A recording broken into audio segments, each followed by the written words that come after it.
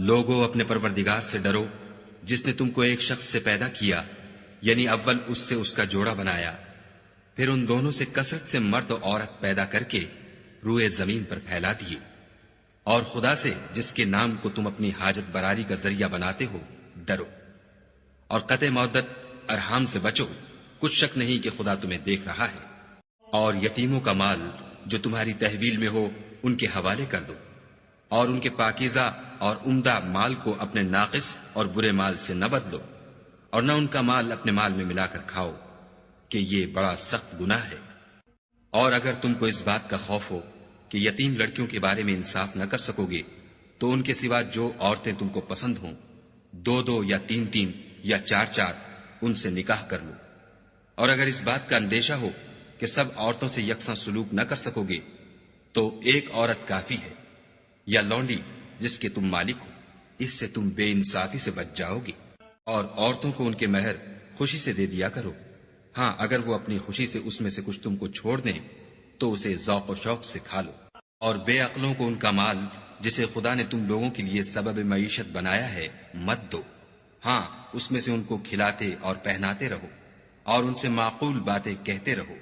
اور یتیموں کو بالغ ہونے تک کام کاج میں مصروف رکھو،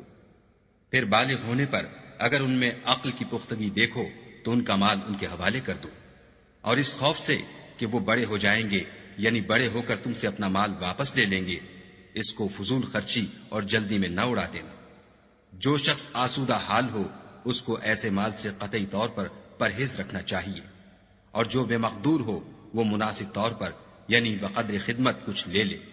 اور جب ان کا مال ان کے حوالے کرنے لگو تو گواہ کر لیا کرو،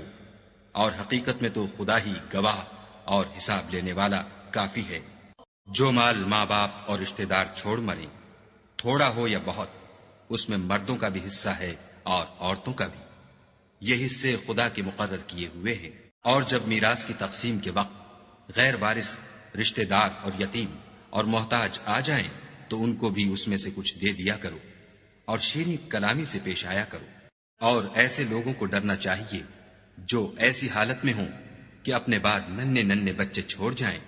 اور ان کو ان کی نسبت خوف ہو کہ ان کے مرنے کے بعد ان بیچاروں کا کیا حال ہوگا۔ بس چاہیے کہ یہ لوگ خدا سے ڈریں اور معقول بات کہیں۔ جو لوگ یتیموں کا مال ناجائز طور پر کھاتے ہیں وہ اپنے پیٹ میں آگ بھرتے ہیں اور دوزخ میں ڈالے جائیں گے۔